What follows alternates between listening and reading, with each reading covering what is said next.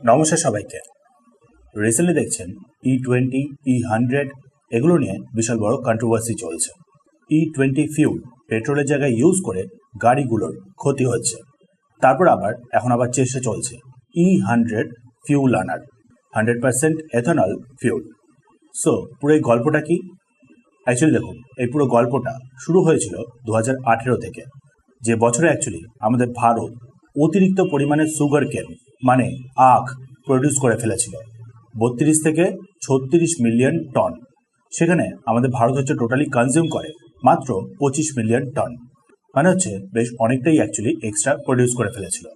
এবার দেখুন, আপনি ভালো মতনই জানেন মার্কেটে ডিমান্ড যখন কমে যায় আর প্রোডাকশন যখন বেড়ে যায় তখন কিন্তু দামটাও অ্যাকচুয়ালি কমে যায়। 2018-তে আখের ক্ষেত্রে সেই জিনিসটাই হচ্ছিল।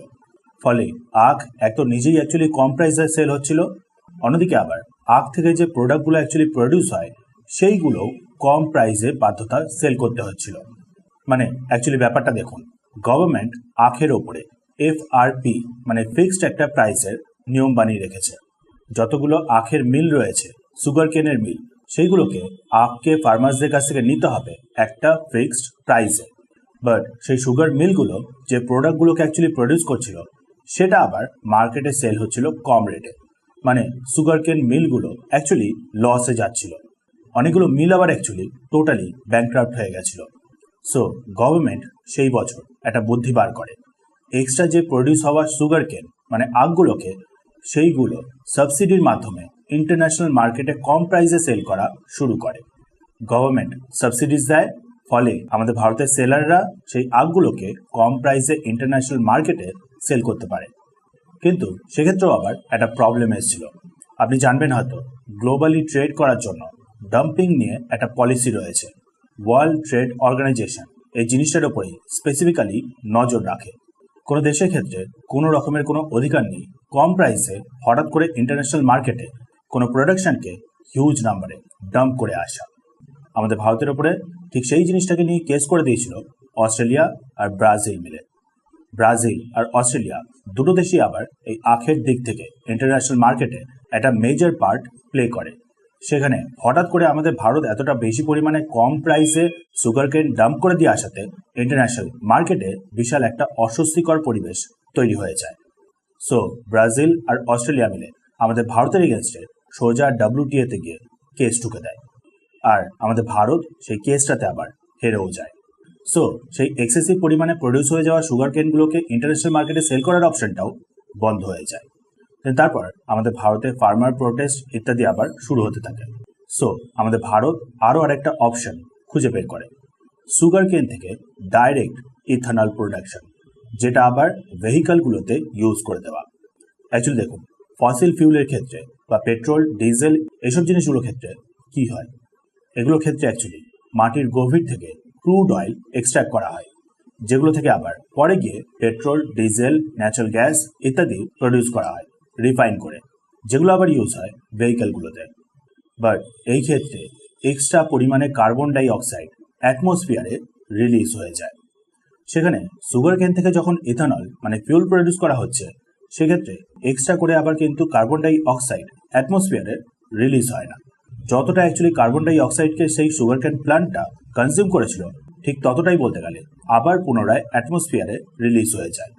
মানে একটা ক্লোজ লুপ তৈরি হয় কার্বন ডাই অক্সাইডের, যেটা অ্যাকচুয়ালি দেখুন গ্লোবাল ওয়ার্মিংয়ের দিক থেকে বেশ ভালো একটা অপশন। সো আমাদের ভারত এই সুগার কেন থেকে ইথানল প্রডিউস করা শুরু করে, E20 ভেহিকেলগুলোতে ইউজ করা শুরু হয়। E20 মানে হলো 20% পরিমাণ ইথানল, আর বাকি 80% মতো হলো পেট্রোল।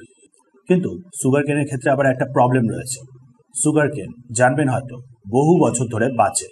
প্রথমে 16 থেকে 18 মাস পর একবার কাটা হয়, দেন তারপর সেই কাটা পোর্শনটা থেকে আবার করে সুগার কেন রিজেনারেট হওয়া শুরু করে।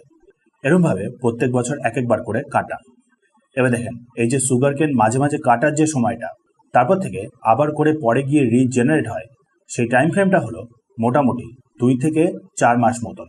অন অ্যাভারেজ হতে পারেন 3 মাস। মানে ওই 3 মাসের জন্য ইথানল যে প্লান্টগুলো অ্যাকচুয়ালি প্রডিউস করছে সেই প্লান্টগুলোর জন্য সাপ্লাই না থাকা। তারপর আবার আখ জানেন ভালো মতন করে প্রচুর পরিমাণে ওয়াটার কনজিউম করে, গ্রাউন্ড ওয়াটার লেভেলকে ডিপ্লিট করে দেয়। সো তার জন্যই আমাদের ভারত আরও একটা অপশনের ওপরে কাজ করা শুরু করে। কর্ন মানে ভুট্টা। ভুট্টা ম্যাচিওর হতে মোটামুটি 3 মাস মতনই সময় লাগে। সেখানে দেখুন আখের যে মিডল রেস্টিং পিরিয়ডটা সেটাও কিন্তু আবার সেই 3 মাস মতন। সো সেই 3 মাসের জন্য ভুট্টা দিয়েই অ্যাকচুয়ালি সেই সাপ্লাই লাইনটাকে রিপ্লেস করে দেওয়া হয়, যার ফলে ইথানলের প্রোডাকশনটা কন্টিনিউ চলতে থাকে। তারপর আবার ভুট্টার কারণে গ্রাউন্ড ওয়াটার লেভেলটাও কম ডিপ্লিট হয়। ভুট্টার ক্ষেত্রেও সেই একই ব্যাপার, নেচার থেকে কার্বন ডাই অক্সাইড কনজিউম করছে প্লান্টটা, তারপর নেচারেই সেই কার্বন ডাই অক্সাইডটা ফেরত চলে যাচ্ছে। মানে ভুট্টার ক্ষেত্রেও সেই আরও আর একটা ক্লোজ লুপ। আমাদের ভারত বর্তমানে আরও বেশ কিছু অপশনের ওপরেও কাজ করছে। এগ্রিকালচারাল ওয়েস্ট জানেন, যেগুলো পুড়িয়ে দেওয়া হয়, যার ফলে আবার অতিরিক্ত পরিমাণে কার্বন ডাই অক্সাইড অ্যাটমসফিয়ারে রিলিজ হয়। সেই এক্সেসিভ এগ্রিকালচারাল ওয়েস্টগুলোকেও আমাদের ভারত ইথানল প্রোডাকশনের জন্য নিয়ে নিচ্ছে। ভুট্টা আর সুগার কেনের মাধ্যমে ডাইরেক্টলি যে ইথানল প্রডিউস হচ্ছে সেটাকে বলা হয় 1G, মানে ফার্স্ট গ্রেড। সেখানে আবার সেকেন্ড গ্রেডটা হলো এই এগ্রিকালচারাল ওয়েস্টগুলো থেকে প্রডিউস করা ইথানল। এবার দেখেন এতদূর অবধি মোটামুটি সব কিছুই ঠিকঠাক। ইথানল 20% মতন ব্লেন্ড। ইথানল 100 যে আবার আনা হবে সেক্ষেত্রে আবার 100 বলা হচ্ছে, কিন্তু 90 থেকে 95% মতন থাকবে ইথানল, বাকিটা থাকবে সেই পেট্রোলই, গন্ধ, প্রপার কম্বাসশন ইত্যাদি বিভিন্ন কারণে। বাট ইস্যুটা হচ্ছে এই যে ইথানলের টাইম লাইনটা টোটাল কমপ্লিট করার কথা ছিল আরও 5 থেকে 10 বছরের মধ্যে। মানে আজ থেকে 5 বা 10 বছর পর গিয়ে E100 ফিউলগুলোকে ভেহিকেলগুলো কনজিউম করবে। এদিকে দেখুন সেই টাইম লাইনটাকেই মাত্র 2 থেকে 3 বছরের মধ্যেই কমপ্লিট করে ফেলা হয়েছে। আর এইখানেই মেন প্রবলেম। কমপ্লেনটা হলো এই হঠাৎ করে ইথানল ব্লেন্ডিংয়ের ফিউলগুলোকে ইউজ করার কারণে ভেহিকেলগুলোর মধ্যে অতিরিক্ত পরিমাণে ওয়্যার অ্যান্ড টিয়ার হচ্ছে। মানে গাড়ির কিছু পার্টস যেগুলো দ্রুত ক্ষয়ে যাচ্ছে, যেগুলো আবার দেখুন ইজিলি রিপ্লেসেবল। বাট যাই হোক, যতই হোক না কেন, মিডিল ক্লাস যখন কোনো গাড়িকে বাই করছে তখন হঠাৎ করে আবার কোনো কিছুকে রিপ্লেস করাটা এতটা ইজি হয় না, আর সেটা নিয়েই প্রবলেম হচ্ছে। কিন্তু এখানে দেখুন আরও একটা ব্যাপার রয়েছে। অনেকে এই সুযোগটাকেই নিয়ে অনেক রকমের কনস্পিরেসি ইচ্ছা করে ছড়ানোর চেষ্টা করছে। ইথানলকে দেখাচ্ছে কিছুক্ষণ রেখে দিলেই পিঁপড়ে ধরে যায়, তারপর আবার কিছুক্ষণ রেখে দিলেই নিচের দিকে সলিড একটা ব্যাপার তৈরি হয়ে যায়। যেখানে অ্যাকচুয়াল ব্যাপারটা হলো তারা ডেলিবারেটলি ইথানলের সাথে আখের রসকে নর্মালভাবেই মিশিয়ে দিচ্ছে, দিয়ে সবার সামনে দেখাচ্ছে যে সেটাই হলো অ্যাকচুয়ালি ইথানল। সময়ের সাথে সাথে ওরকম রূপ নিয়েছে।